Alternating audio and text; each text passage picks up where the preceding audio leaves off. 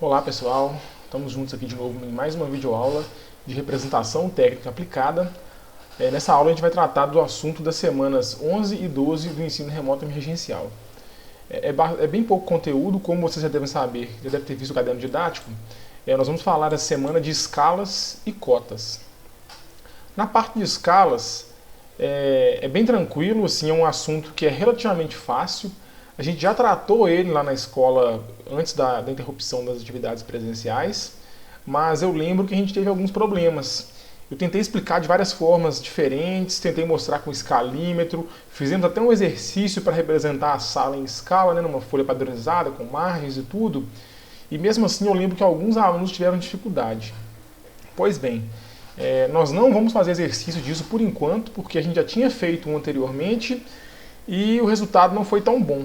Então eu acredito que o melhor momento para trabalhar escalas de novo vai ser no futuro, quando a gente tiver a oportunidade de trabalhar no laboratório com um programa de auxílio de desenho que será o AutoCAD, e aí lá fica um pouco mais fácil de ver essas questões de escala. Mas ainda assim, espero que vocês leiam o caderno didático, tem uma explicação bem básica do que a gente até já viu, explicando que existem escalas recomendadas, escalas de ampliação e escalas de redução. O segundo tópico é um pouco mais fácil de trabalhar remotamente, que é o dimensionamento ou as cotas.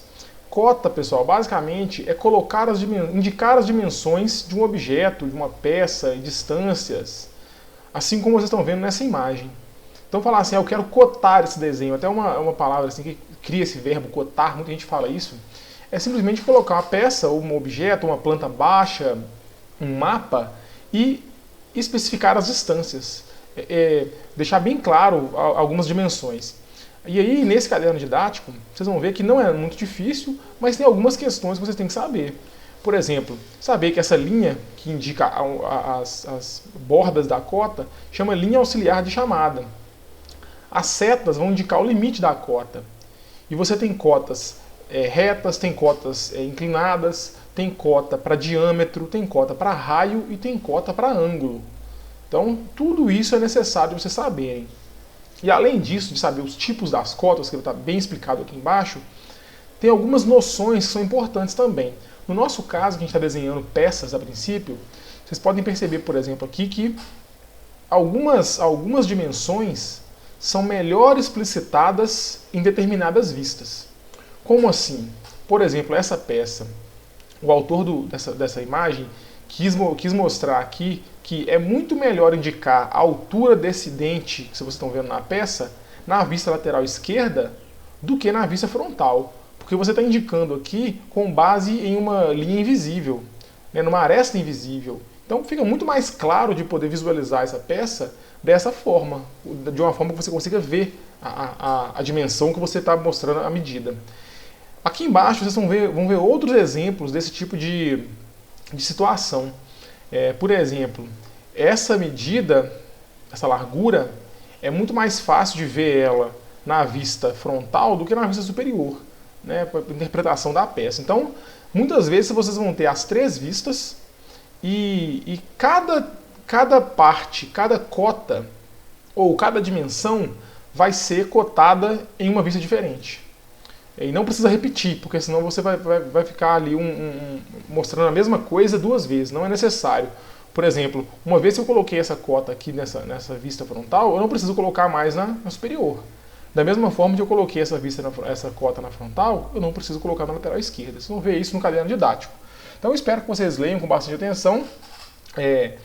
Depois que vocês virem aqui os principais erros e tudo, vai ter aqui as regras para colocação de cotas, então eu vou mostrar bem detalhadamente aqui cada tipo de cota e como se coloca cada uma, a forma de alinhamento entre as cotas, cotas para raio, cotas para ângulo, cotas para diâmetro. Então tem várias dicas aqui que eu espero que vocês sigam.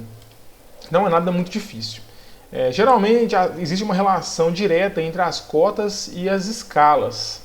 Porque mesmo que você faça um desenho em escala, que vai ficar menor do que o objeto é na realidade, ou maior, na cota tem que indicar o tamanho normal do objeto.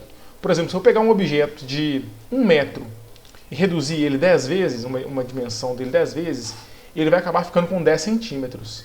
Mas na cota, no papel, quando eu vou pegar o desenho para interpretar, apesar de estar escrito lá escala 1 para 10, e se eu pegar uma régua ali eu tenho que multiplicar por 10 vezes qualquer medida que eu tenha feito, é importante lembrar que no papel tem que estar escrito lá a cota com 1 metro, que é a dimensão real do objeto, mesmo ele estando em escala.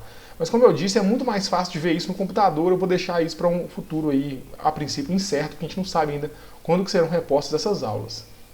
Mas enfim, após vocês lerem todo o caderno didático, não é um conteúdo muito grande e nem muito difícil, porque é bem curtinho, tem muita imagem, olha, 22 figuras, quase 25 figuras só nessa semana. Vocês vão fazer essa tarefa. A tarefa também não é nada difícil. Olha só o que eu pedi para vocês. Coloquei aqui 3 desenhos em perspectiva. Basicamente, a gente vai repetir o que a gente já tem feito há muito tempo, que é representar as 3 vistas de cada um desses objetos, igual vocês sempre fazem, só que dessa vez a gente vai colocar cotas na história. Então eu quero que vocês coloquem cotas de forma que todas as dimensões do objeto sejam representadas. Então, por exemplo, esse objeto aqui tem muitas dimensões importantes. Por exemplo, essas pequenas, dessa aresta, dessa quina que está visível, essa quina de trás, esse Lzinho aqui, tem que ter cota em tudo.